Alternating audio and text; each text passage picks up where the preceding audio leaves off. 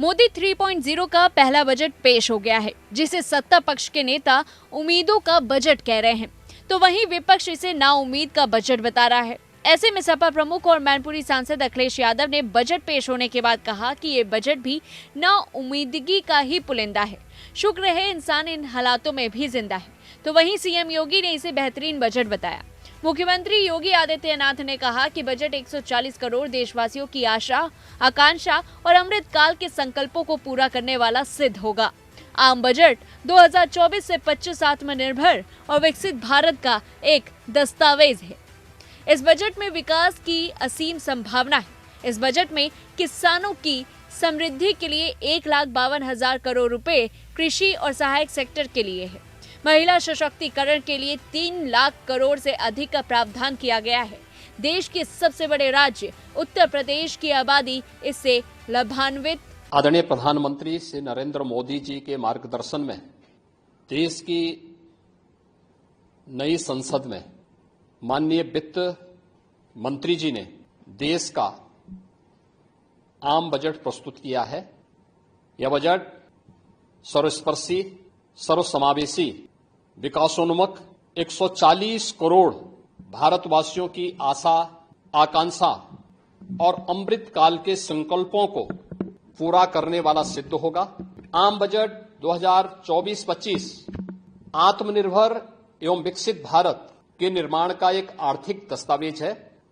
इस आम बजट में अंत्योदय की पावन भावना, विकास की असीम संभावना और नवोन्मेष की नवदृष्टि है। इस आम बजट में अन्नदाता किसानों की समृद्धि के लिए 1,52,000 करोड़ रुपए, कृषि और सहायक सेक्टर के लिए, महिला सशक्तिकरण के लिए 3 लाख करोड़ रुपए से अधिक का प्रावधान किया गया है। स्वाभाविक रूप से आधी आबादी, देश के सबसे बड़े राज्य उत्तर प्रदेश की आधी आबादी इससे सर्वाधिक लाभान्वित होने वाली है, और खासतौर पर तब जब उत्तर प्रदेश 2020 से ही मिशन शक्ति के कार्यक्रम को प्रभावी ढंग से यहां पर जमीनी धरातल पर उतार रहा है। सर्वाधिक अन्नदाता किसान उत्तर प्रदेश के अंदर निवास कर रहा है। उन अन्नदाता किसानों की समृद्धि में आज संसद में प्रस्तुत आम बजट बड़ी भूमिका के लिए प्रत्यक्ष कर यानी इनकम टैक्स में जो नए टैक्स स्लैब की घोषणा हुई है, ये सभी अभिनंदनीय है, स्वागत योग्य है। इस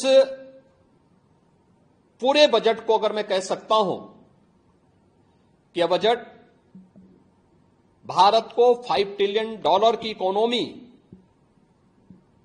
में बदलने के संकल्प के साथ ही दुनिया के ग्रोथ इंजन के रूप में भारत की भूमिका को और विकसित भारत की संकल्पना को साकार करने का एक आर्थिक दस्तावेज के रूप में यह देश की संसद में प्रस्तुत किया गया है। इस 140 करोड़ जनता जनार्दन के लिए समर्पित,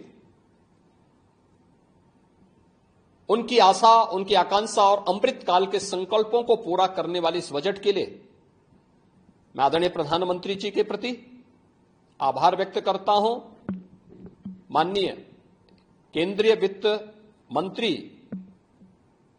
माननीय श्रीमती निर्मला सीतारमण जी को और उनकी पूरी टीम का मैं अभिनंदन करता हूं।